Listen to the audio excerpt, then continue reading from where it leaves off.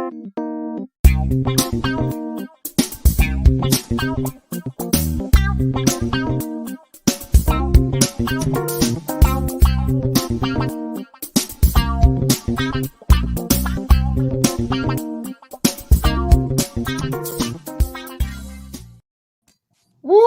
Let's go. Let's grow. Ladies and gentlemen, boys and girls, kids of all ages, I am very, very happy to be here with the Queen Harjeet Realtor Jeet, and the man, the myth, the legend, one of my heroes, one of the most important authors in the business world in the 21st century, Mr. Bob Burg.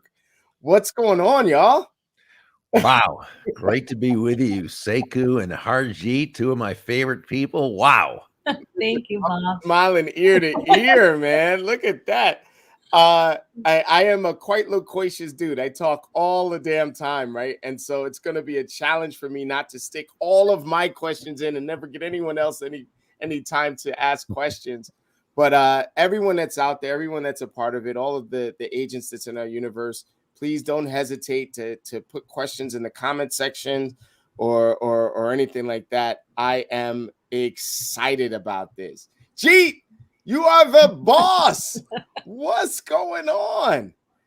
Thank you. No, this is all thanks to you, Sekou. So, Bob, I don't think I've mentioned how much Sekou means to me before. Oh, yeah.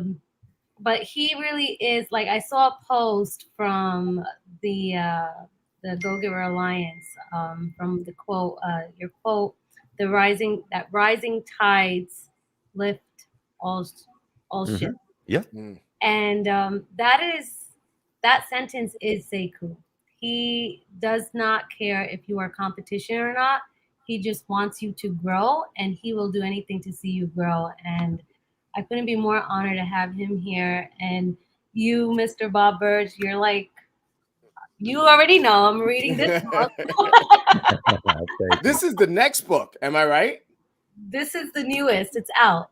Oh my goodness. I got to pick that up. So I have all of the series. I have all the Go Givers. Yep. Well, first, let's do this the right way, right? Let's do the bona fides first, right? And so for those of you who don't know, those of you who are not in the business world or maybe have not been experienced in this just yet, Mr. Bob Burg wrote a really important book not too long ago called The Go Giver. And it's a big idea that changed the way that business is done in the world. Bob, can you just talk to us about the power behind it and maybe the day before and then the day after you finished the book there? What were you thinking there? So the Go Giver and the whole series, well, 3 of the 4 books in the series are parables. So they're short stories, fictional, but based on universal laws and principles and so forth. One of the books is more of an application guide, but the one you're referring to, The Go Giver, is a parable co-authored with John David Mann, who's a fantastic, amazing writer. I'm more of a how-to guy. I'm step 1, step 2, step 3. So I'm the boring guy. He's a great storyteller. And it's about a guy named Joe, who's a young, ambitious, aggressive, and, really after it sales guy, good heart. But his focus is really on himself. He's a go-taker. He's somebody who just is sort of out there and wants it for himself, and that's where his focus is. What he learns and what the entire premise of the Go Giver is really it says that shifting your focus, and this is really where it begins, shifting your focus from getting to giving. And when we say giving in this context, we simply mean constantly and consistently providing immense value to others, understanding that doing so is not only a more fulfilling way of conducting business, it's the most financially profitable way as well. And not for any kind of the way out there, woo-woo, magical, mystical type of reasons. Not at all. It actually is very rational when you think about it. When you're that person who can take your focus off of yourself and place it on helping others, discovering what they want, what they need, what they desire. When you can place your focus on them, helping them to solve or overcome their challenges and problems, when you can focus on helping get them closer to happiness, people feel good about you. People want to get to know you. They like you. They trust you. They want to be in relationship with you. They want to see you succeed. They want to do business with you if it's appropriate at that time. But they definitely want to tell others all about you. That's really the premise. And we put that with 5 what we call laws of stratospheric success. Might as well Right. think that. Right. And that's really the book.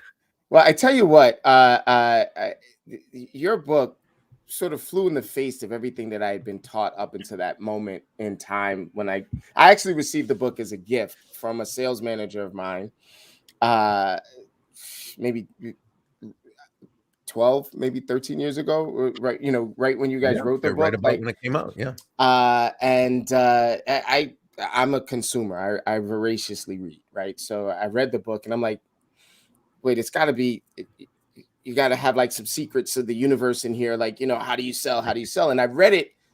If I could use the expression, I read it wrong the first time. I read it sort of like an instruction manual, step 1, step 2, step 3. And then I went back that same week and read it as if I was the person. And I realized that I was Joe. And I realized that I had to sort of explore the world from that perspective of giving and allowing people to receive my message instead of cramming it down their throats all the time. Yeah. You make a great point, because first, I think we've all been Joe or Josephine. So that's, when we named him Joe because he was the average Joe, or Josephine, depending upon a man or a woman. So we've all been there. And, I remember and this is close to 40 years ago now, probably 37, 38 years ago. I'd been in sales a couple of years, and I had learned sales. I had studied sales, and I was doing pretty well. But I went to work for another company selling a high ticket item, and I was in a slump, and I was having trouble getting out of that slump. And as many young salespeople hitting their first slump do, I totally put my focus on the wrong place. It became all about me and getting out of my slump and making the sale, as opposed to focusing on my prospects. Now, let's understand something. I think we all know this intuitively, and yet sometimes it's not at the forefront of our mind. And that is this. And I say this for years. I said this when I spoke at sales conferences. I begin by saying, nobody is going to buy from you because you have a quota to meet. Okay. They're not going to buy from you because you need the money. And they're not even going to buy from you because you're a really nice person. They're going to buy from you because they believe they'll be better off by doing so than by not doing so. And when you think about it, isn't that the only reason anyone should buy from you or from me or from anyone else? So anyway, let's go back 37 years, 38 years, whatever it was. And I'm in this slump, and there's this older guy at with the company. He wasn't in the sales department. I think he was in the engineering department or something, and he retired soon after. One of these guys, I think we've all met, where he didn't say a whole lot, but whenever he did, it was always profound. Right. But E.F. Hutton. Yeah. And I think he kind of saw in me Joe. He kind of saw me as that young, ambitious, aggressive, up and coming, but who was focused on himself, right? And saw that I had potential. I'm so glad he did. And because he said to me, Burg, he was a last name kind of guy. He said, Burg, can I give you some advice? And I remember I was in a big slump here. And I said, absolutely, please do. I need it. And he said, Burg, if you want to make a lot of money in sales, he said, don't have making money as your target. Your target is serving others. Now, when you hit the target, he said, you'll get a reward. And that reward will come in the form of money. And you can do with that money whatever you choose. But never forget, he said, the money is simply the reward for hitting the target.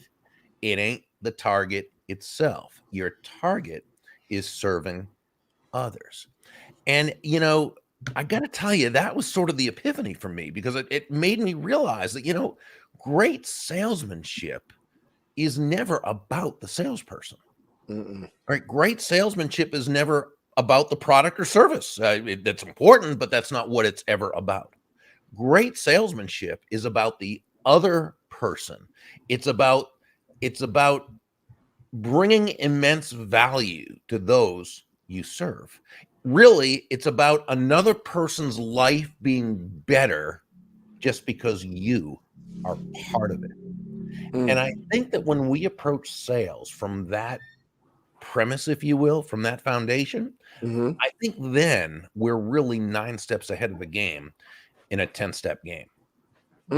9 steps ahead of the game in a 10-step game. That's going to be permanently put on the front of my monitor there.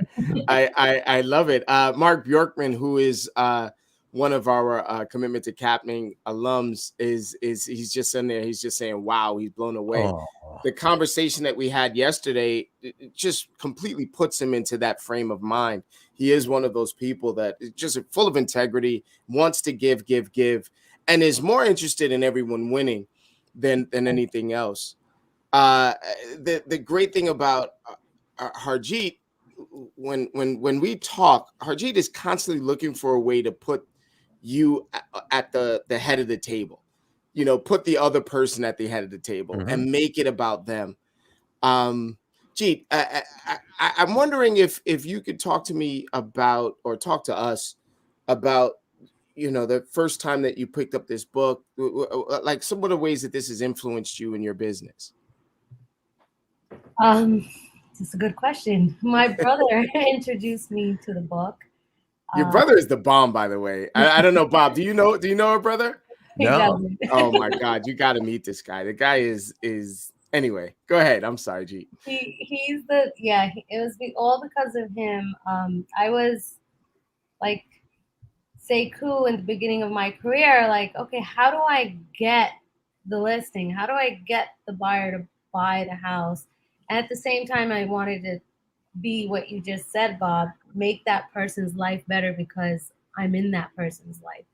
So then when I picked up the book and I started reading it, I said, oh my gosh, this is my soul. This is my core. This is how I operate. And there are people out there in this world that operate like this. So I'm not the only oddball out.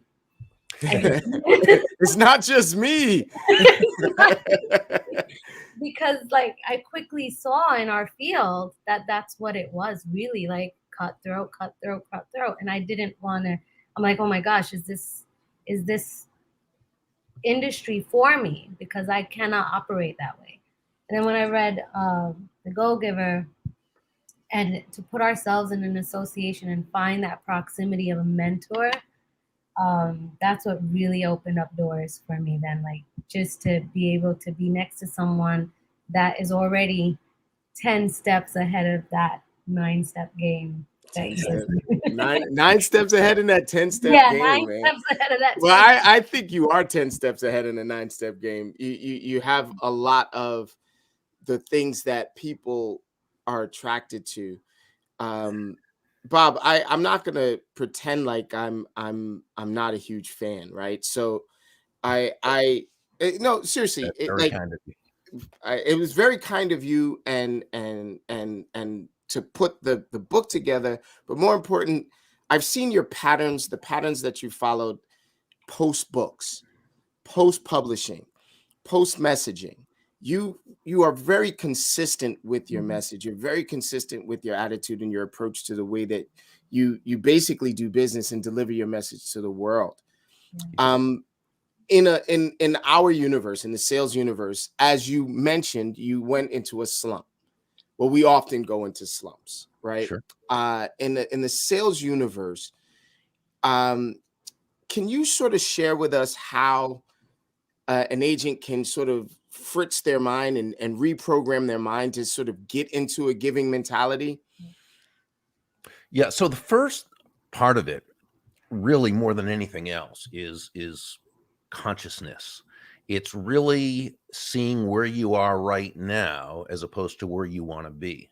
So it might be coming to grips with the fact that, okay, right now my focus is not on the right, in the right place. Right now my focus is kind of inward instead of outward. And I believe we need to be inwardly motivated, but outwardly focused.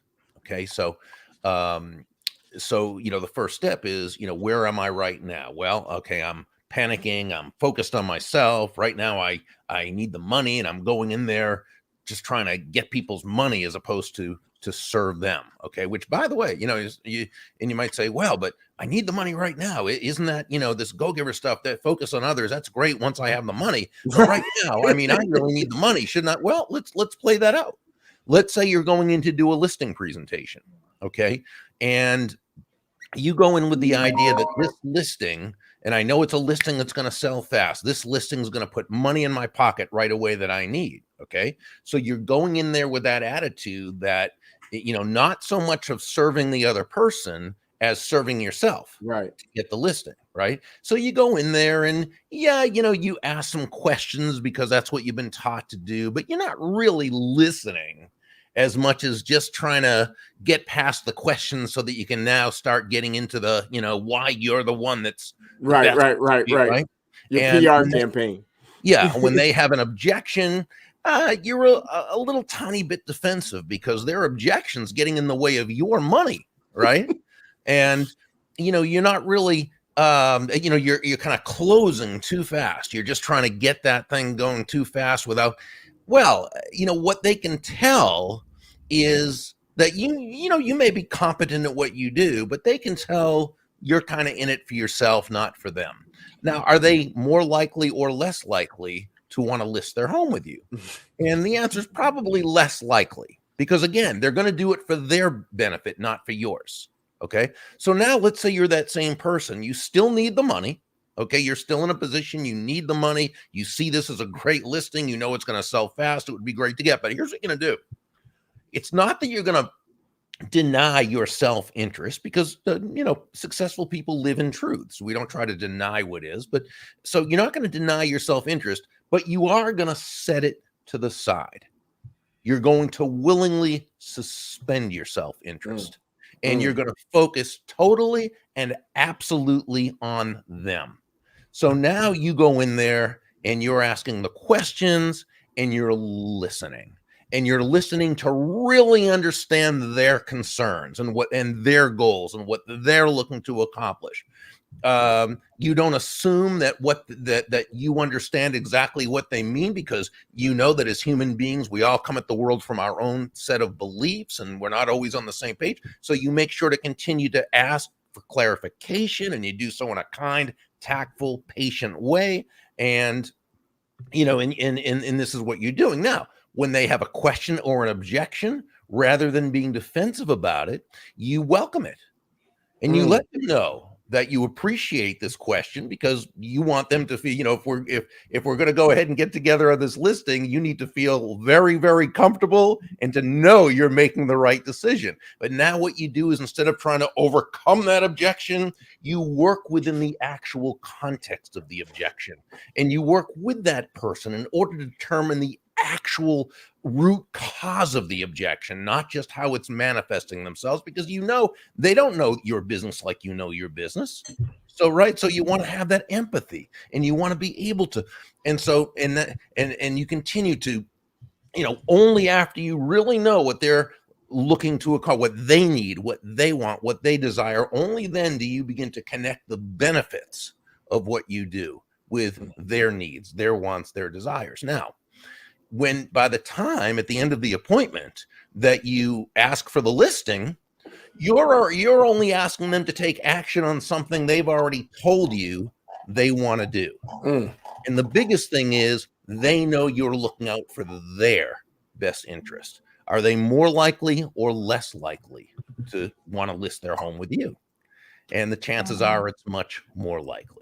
I hope that everyone had their notebooks out. Bob, I'm notorious for telling people to write that down. Okay, so I will tell you right now that these are bigger than nuggets. These are boulders of great information.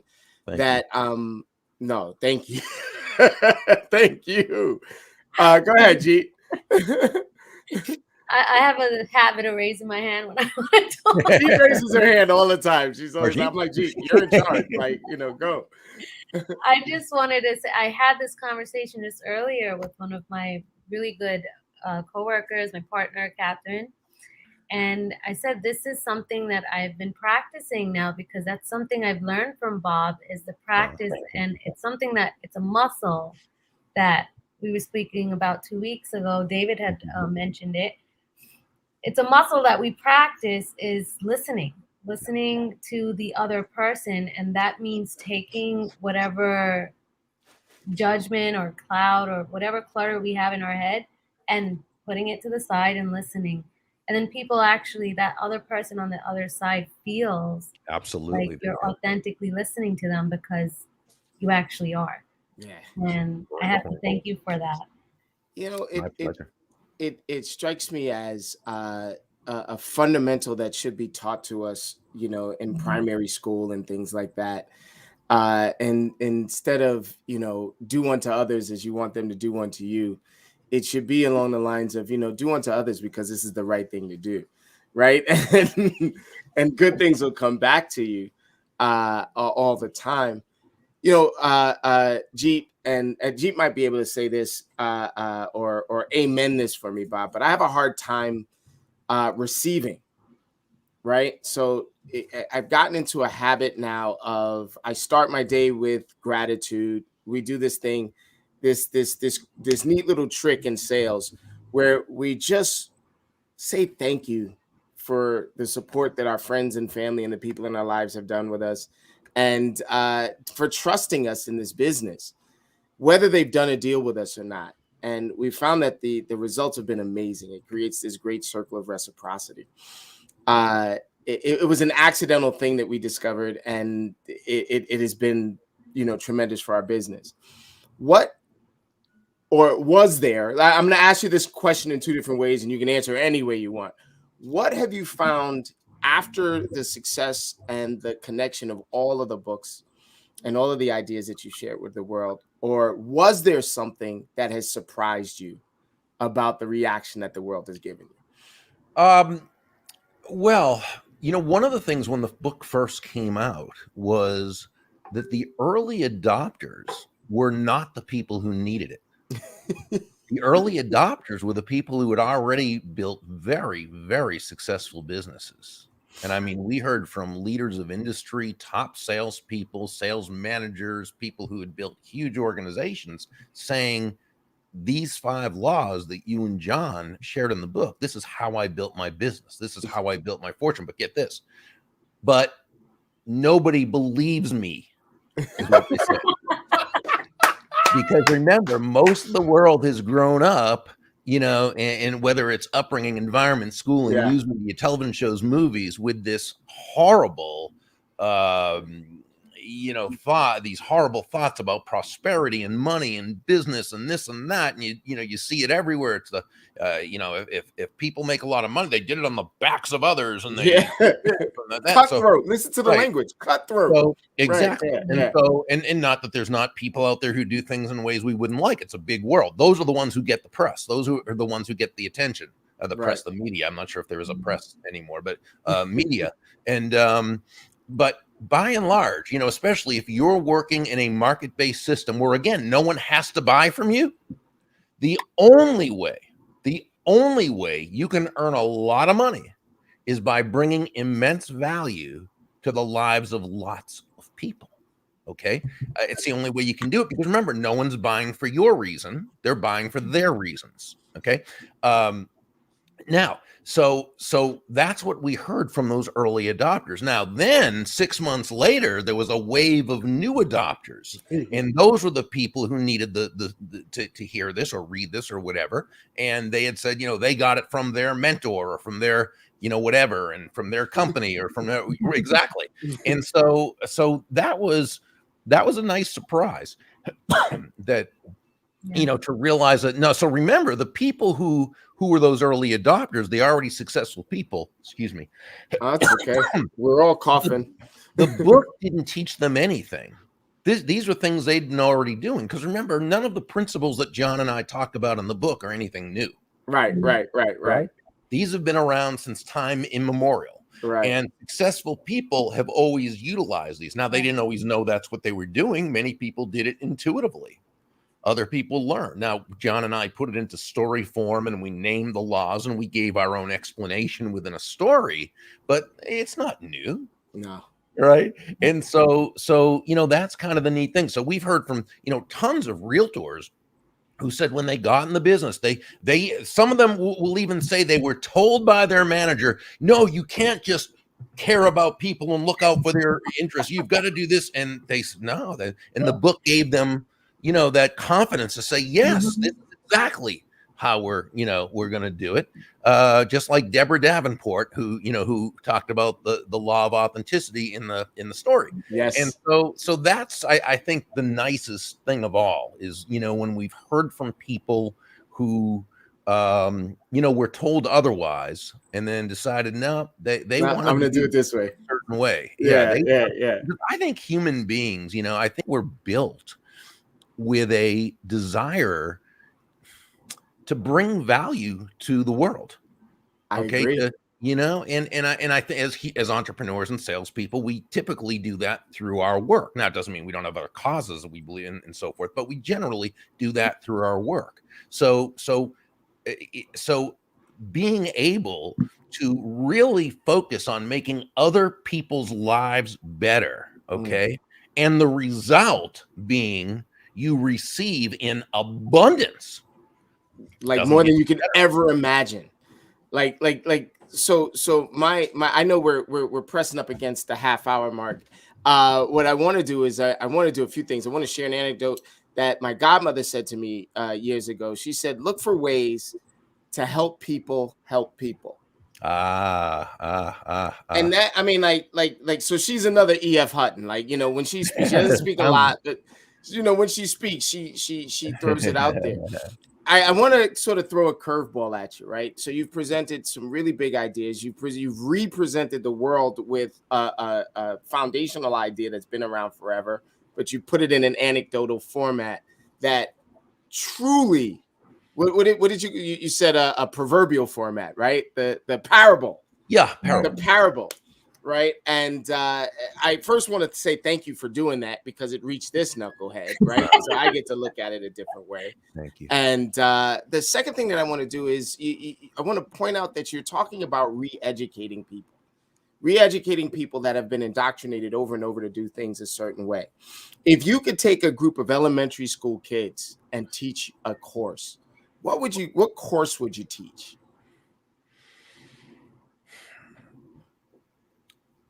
Well, that's a good one. Yeah, I mean, it's a great question because, what do you teach, of minds that are, and let's put aside for a moment the fact that their mind has already been given all sorts of ideas and memes and different things that may or may not be productive for them and for others. But let's say we had that kind of more blank slate. Well, the first thing I would do is, I would suggest and I would do a study on just human nature, understanding human nature. What makes people tick? What does ultimately drive people? And, when it comes right down to it, as one of my mentors, Harry Brown, taught, it's people's pursuit of happiness. Everyone seeks happiness. Now, we do so unconsciously often and sometimes consciously, but ultimately everyone seeks happiness. Now, as Harry said, happiness is relative, and this is where human nature comes in. It's understanding that as individuals, people understand happiness on an individual level. So in other words, what makes one person happy would make another person absolutely miserable or may have no different. But you see this misunderstanding of such when let's go back to a realtor showing a home, and they're in the living room and they say to the person, "Oh, you know what I love most about this living room?" Well, who cares what they love most about the living room? It's about what the other person, right?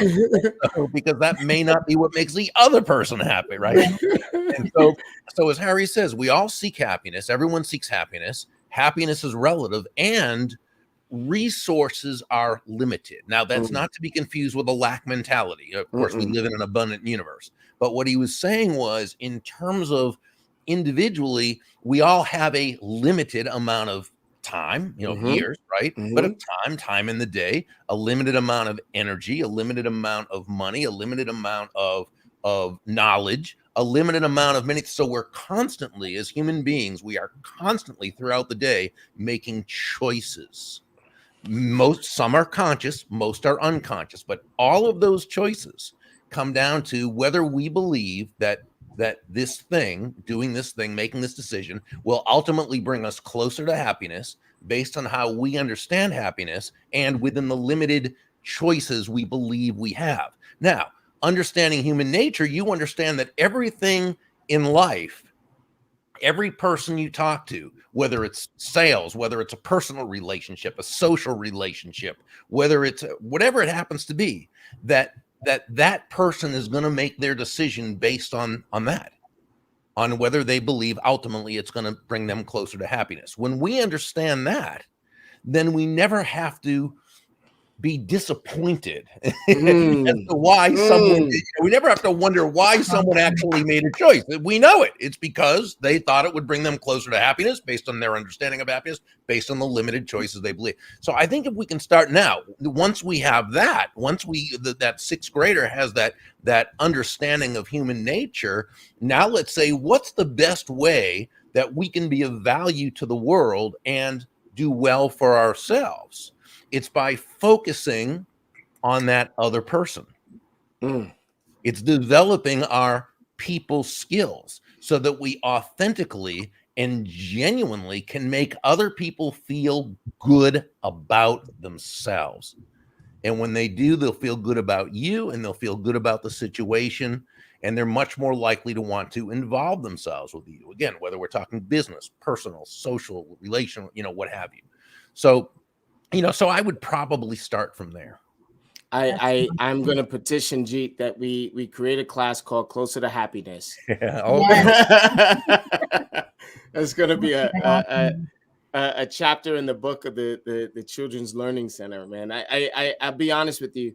This world, I think, would be a lot better if we would just be a little bit more human and say what makes us happy sometimes, and not just kind of hold that stuff in. Bob, I am really, really respectful of time and energy, and I want to give you a format and a forum to do and say whatever you want to say. I do have one question, Jeet, that I have to ask every one of the people that you've introduced me to. Okay? So, Bob, this is not the last question that I'll ask you. This is not the last time we'll talk, but I want to know from you, how can we help you grow? What can we do for you? Yes. Well, I mean, I think really it's just, being who you are and bringing value to the world. And I think, which I know you already do. And I think doing that, we all just, it's that rising tide, right? Right. It really raises all ships. So that's really the best thing we can all do. Man, oh man, Shevitz. Well, Jeet, I've been taught, me, if you let me, I'll just talk and talk and talk. Are there any questions that you've been receiving? Anything that you need to know? And I mean, the guy already, I'm so grateful that Bob and I did connect. So I really am honored, and the connections and the network. You're so awesome. I would love for everyone in the audience to take a look at the Go-Giver Alliance, because it's something that's so valuable. Thank you. We love having you as part of that. You are just in our conversation this morning. Oh my gosh. Thank you. We have this amazing group that Harjeet's part of, and she took us down a rabbit hole this morning in terms of the conversation.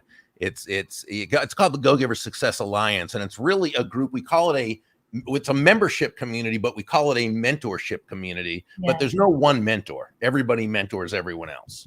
And the learning together, the strategizing together, the collaborating together, the relationship building together is really amazing. So if you go to either thegogiver.com or Burg, BURG.com, scroll down the page just a little and you'll see a few people at a coffee shop, which if you've read the book, that's Rachel's Cafe. But then click on that and, join us. Just do the month by month membership. And, if at the end of it, at the end of that first month, if you don't feel you got tons of money's worth and more, then you can always stop and you'll get that investment back. So there's absolutely no risk to you. But it's a lot of fun. I'm just sharing the landing page there so that folks could see it. If you click that X so that you take that off. Yeah, let me get out of here. I know that guy. Yeah, and then scroll down a little bit. Right there. Oh, there we go. Just up a little bit. I have heavy fingers. Everybody yells at me. Stop clicking the thing so hard. Yeah, they're hanging out at Rachel's coffee shop. Though what we say, we have our Rachel's virtual. Oh cafe. yes. Yeah.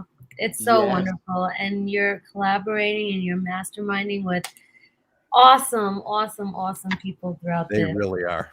Yeah. We love that. Hey Bob, really quick, or quickly, right? Whenever I get self-conscious when I talk to authors. Like I know, I still don't know what a split infinitive is, okay? And I don't care. Look, watch this. Split infinitive. Okay, so Siri, what is a so how if you don't mind, and obviously if it's too personal, you could shut me down, but how was 2020 for you? Well, for me, it was good, but I'm kind of fortunate in this way. So I'm 63 years old. Okay.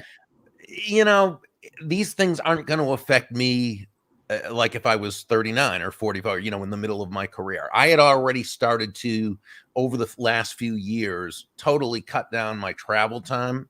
So, I was down to like 15 out of state engagements a year. I wanted to do enough to keep my hand in it, but I don't really like travel actually. Right. So would rather, so as I was doing, virtual programs, and that was fine for me, and we have our team of certified Go-Giver speakers, we have the Go-Giver Success Alliance, and we have all these online things. So even now, as things are opening up and I'm being asked to speak all over the country again, I'm still limiting it to like 50, so, but again, that's, with age that comes. So it's not really a, don't get me wrong, my heart breaks for everyone. Right. Of course. Yeah, I've just been, lucky in that it didn't hit me in that quite that way. We are similar in that, and we don't have too much of a distance between our ages either. And so you look a lot younger. Well, that's just because I rub myself with coconut oil and sleep in the freezer. That's one thing I wanted to mention is I cannot wait, and I'm rooting for this. So if all of you out there who are with EXP, let's root for Bob Burg at EXPCon. We're shareholders, which is held out in Florida. I want to see him right there. Let's go. Let's get that done. Let's just make sure they have it in Florida, so I don't have to get on a plane. That would be yeah. There you go. The travel would be across town in a black car. There you go. We share that sentiment, my friend. I did a lot of traveling when I was younger, and around the world and things like that. And I'm incredibly excited about this quantum leap of communication. And the way that I look at it is that, in a normal scenario, every kid wants to be in the great teacher's classroom, but not every great teacher can have every kid in their classroom. This quantum revolution has given the world access to the great teachers of the world, and it's been unfettered. And I think something great is going to come out of this. So I'm looking to give more and more and more.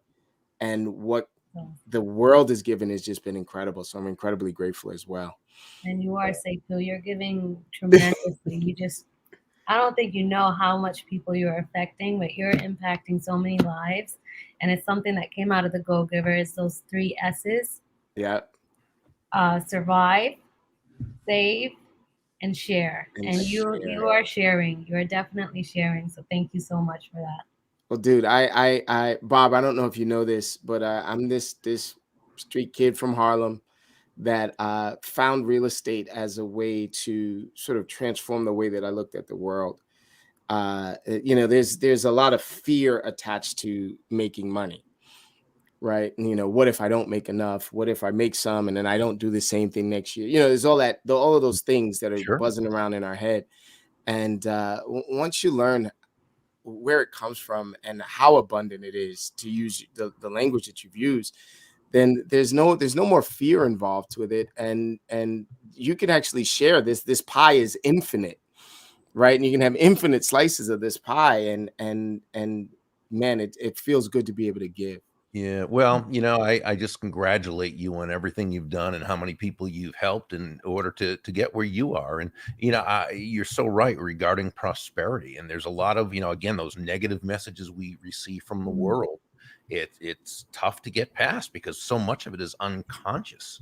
That's why I'm a big believer that prosperity is something that needs to be proactively studied because we get Mm. the garbage coming in all the time. And there are people out there like Randy Gage and Sharon Lecter and Ellen Rogan and Bob Proctor and David Nagel and Ken Honda. These people, they write, they speak, they blog, they do videos that you can look up on prosperity. And I mean, I study them because, and 99% of what they teach is all about the unconscious, Mm. about kind of letting go of those things that keep prosperity from getting to us, prosperity, which is our natural birthright. But we need to be able to accept it with gratitude, just like you were talking earlier about gratitude. And so I really think that, studying that is something that in studying it on an everyday basis can just help everyone who does that. Mm. Well, Bob, you talk about this mindset of abundance and giving as a skill that should be practiced and studied. And I am now a lifelong student with you, man, and I appreciate it. Thank you. Last formal question. I know we're over. That's okay. What's your favorite one behind you? What's your favorite book behind you? Well, Good gosh, question. there's so many that cover so many different areas. Pardon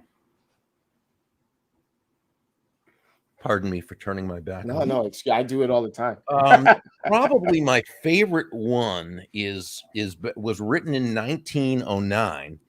It's Wow. called Peace, Power, and Plenty by Orison Swett Marden. Mr. Marden was the founder of Success Magazine, and many people consider him the really the founder of the modern personal development movement. And he wrote many books. Peace, Power, and Plenty is one that was so amazing, and it's a first edition, so I couldn't even write. Usually, I take notes in the book and I highlight and I underline. I couldn't even do it here. I just wrote all the notes on yellow stickies Wow. with referring to law. I couldn't even I couldn't mark up this book. But you Mm, think about it, peace, power, and plenty. The peace of mind, which is such a big part of happiness. Happiness can be defined in a couple different ways. The dictionary definition is the mental feeling of well-being, right? mm, Mental feeling of well-being, that's happiness. I go a little tiny bit deeper with it. I say that happiness is a genuine and ongoing feeling of joy and peace of mind, the result of living congruently with one's values. Which doesn't of course mean we're always unicorns and rainbows, but it means that our life is basically that ongoing feeling, right, mm, of that peace of mind. And that's we can only do that through living with our congruently with our values. So he's talking about that peace, that inner peace.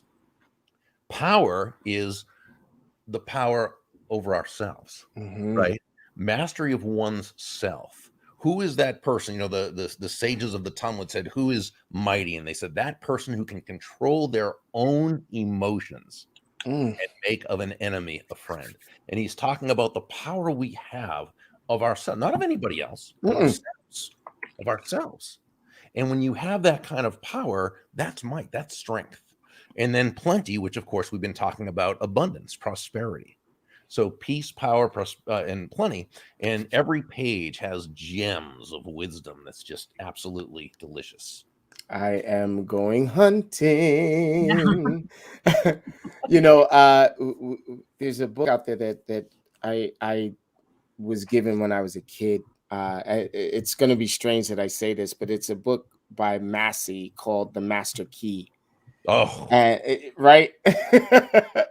And in that they talk about the definiteness of purpose and writing out your destiny and things like that, right? So Bob, I was this years old when I smacked my forehead and I realized that I have been doing something so limited for a long time, right? So when I was setting my goals in front of me, I was doing it from a place of lack and I didn't realize it, right? And so I won't go into depth around the story, but I was exposed to abundance in my own mind, right? That power of prosperity in my own mind. And as of, what would you say, Jeet, March, April, right? I started talking about investing in my own joy, right? Powerful. Yeah. That's what that just said to me. Peace, power, and plenty. It's just so as fast as I can do it. When I set up my goals, I do the 3 most important questions exercise every day. It's by the name a guy by the name of Vishen Lakhiani that wrote Code of the Extraordinary Mind, and it's a dumbed down version of meditation. Jeet is constantly trying to get me to meditate, a little bit more, austerely, and in it you go through this exercise where you write down everything you want to do. You write down the skills you need to do or the person you need to become in order to achieve it, and then how the world changes when you do. So one of the things that I always write down that I want to do is I want to be able to bet money at a casino and not worry about losing it, right? And I've been writing it like that for 5 to 7 years now. Like that's been my pattern. I want to be able to bet 10,000, 20,000 at a cathedral. Like the amount goes up, but the phrase never changes. Well, recently, I was invited to an event. We went on this event, and I was challenged to face my own insecurities around money and around limitations, right? And it turned out to be really great. The next day, I smacked myself in the forehead, Bob, because when I wrote that statement down, I literally do that exercise every morning for 5 to 7 years, right? And so the next day when I wrote that statement down, instead of writing down, without worrying about losing, I wrote down and wonder what I would do if I would win. And dude, I mean, I'm getting tingles now. I never once even considered what would happen if I won. Right. And so the lessons that it's starting to teach me, I'm just getting it, man. And the gears are grinding and the smoke is happening. Yeah. We're all just getting it. It doesn't matter how long we've been doing this for. We're all just getting it. Yeah, man. Let's invest in our joy, man. This has been an absolute joy to talk with you, Bob. And I am eternally grateful that you agreed. I'm eternally grateful that I have met Jeet, and that through that meeting, this meeting happens, and I'm inviting you to the barbecue, Bob, man. You're welcome to come and get your fingers greasy. And I don't care how healthy you might eat, man. We got a little something for you. I absolutely love this, and I appreciate it, man. Thank you both for doing this with me. Thank you. Pleasure is absolutely mine. Thank you both. I got to do a little housekeeping. I'm not going to keep you guys, but I just want to brag a little bit, right? So what this particular broadcast is every week, Bob, is the reason why it's called 10K Wednesday, right? I don't know if it was shared with you why it was called 10K Wednesday. So in the sales tradition, right? Sales is about making contacts, right? It's a numbers game for most folks, right? And so as an individual salesperson, I make 200 contacts a day minimum, no matter what. Right. And the contacts range from my gratitude text to videos that we're doing to telephone calls to prospects, et cetera, et cetera. And then getting together with this nutty bunch of agents and these powerhouse agents, it multiplied that effect, 100-fold. Right. And so we get together every day to see how many contacts we can make. Well, 10K Wednesday is a graduation from 200 Contact Wednesday to 1,000 Contact Wednesday. We are now at 10K Wednesday, and I'll be honest with you, I think we're going to have to name it 30K Wednesday. Because as of 4 o'clock today, I had almost 18,560 contacts. Woo! Right, and so that kind of stuff happens because of this collaboration that we do, right? And so the system, I'm aware, because of you, sir, the system, I am aware, is people. And the connecting with people on the highest level and providing that value that you're talking about will constantly replicate this feeling of joy around this and sharing the network. So when I talk to a for sale by owner, or when I talk to a person that has expired, what all I'm doing is saying, hey, I'd like to introduce you to these monsters of the industry that have thousands and thousands and thousands of contacts that might be interested in your home. Yeah.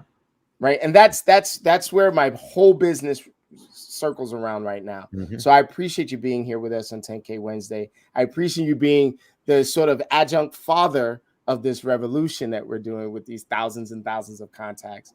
And I appreciate the parable that you continue to share with the world, my friend. Thank you. Thank you. Thank you. Thank you. So the book that just came out, the one that you are reading now, could you share that with us really quickly? It's Adversaries into Allies. Yeah, it's been out for a little bit, actually. It's that's the hardcover. There's also a paperback as well. There's paperback and Kindle, and I believe it's on Audible. Yeah, it's been out for a while. I just learned of it, so when I learned of it, I had to get it right away. And I write notes, Bob, like you with the sticky note. Yeah, thank you. And I got 3 sticky notes worth of notes on 1 page. That's how good this book is. Thank you. Well, this is the book that I kind of felt I was put on earth to write. Oh my gosh, no wonder. This is about, this is about people skills. It really is. And it's about doing so in a way that is uplifting to everyone involved. And I'm a big believer that people skills, again, coming from a genuine base, is that skill that separates the successful people from the absolutely ultra successful people. Being able to work effectively with others in a way that builds everyone in the process is the key. And that's why I wrote that book. Really what I'm learning through this. And what you mentioned from the book that was written, Peace, Power, and Plenty, you're teaching. Oh yeah, I actually quoted that Orson Swett Martin in the that's right. You did, and I was like, oh my gosh, I just read that. This is a gift. This is a gift to humanity. That's what I call it. A gift to humanity. Wow. So thank you so much, Bob. You just made my day. I tell you what, we get a book report just about every night from Jeet. Because when she consumes, she consumes the way that a mom consumes for her family. Like she makes great meals so that she could share. Well, those great books, she gets great books so she could share. And she makes us write notes. She yells at us, write this down, take this note. Bob, is there any way that you'd like us to communicate with you? Anything that you want us to go out and give, talk to us about how we reach you if they want to do your classes. We've got the success, the Go-Giver Success Alliance. The Go-Giver Success Alliance, because we got so many success academies. The Go-Giver Success Alliance. Yeah, I actually just put the link in the chat for you. Okay, but they can also find it again either at thegogiver.com or Burg, BURG.com. Just scroll down to the graphic of Rachel's virtual copy. Thank you, Bob, for your time. We really greatly appreciate you so much. So appreciate you. And with that, I am going to draw this to a close. I am going to ask you all to do your very best to find ways to get people closer to their happiness. I'm going to help whatever I can do and however I can help you guys get closer to that happiness myself. And Bob, you're invited into the family at any time. Dave Finale says, thank you, Bob. I want Dave, if he was, oh man, I wish that I'd seen this earlier. I would have loved to bring Dave on. Dave Finale is also real estate royalty and my partner in this industry. Dave has been in the business of real estate longer than me and is one of my mentors and coaches. Wow. Dude, there's so many people I want to introduce you to. I know, but you have no idea. Right. There's so many people that you've changed their lives. I really quickly, I've given your book to children at the Harlem Children's Zone, right? Young people at the Harlem Children's Zone. And so here you have, I believe, the way that lessons should be taught about the world and how to grow and how to do, et cetera, et cetera. And you just affect so many people that you may not know. I'm getting an official word that Finale is inviting you to be on TGIF. Thank God it's Finale. He's got, hundreds and hundreds of episodes that he's done. He's never missed a week. I think he might have missed one, but then made it up immediately and did two the next. He's a powerhouse in the industry, and I can't wait for you to meet him as well. Jeet, you may want to make that happen the way that the magic that you've made other things happen. All right, all. I'm going to say good night to everyone out there. Rock and roll. Let's go, let's grow is our little motto. And the octopus is here so that we can put our arms around everybody. Okay, so I just want to leave with Bob. Do you have anything to say? And then we'll go. No, I just appreciate all of you, and yeah, and look forward to being on TGIF. And, there you go. Yeah, and honored to be asked, and it's just been a joy and a pleasure to be with you and to be with all of you. So thank you very much for having me. Good night, ladies and gentlemen. Go Giver, the Go Giver series, and Adversaries into Allies. Work your magic, people in the world, and have everyone find a little bit of joy and happiness. We love you. Have a good. Bye.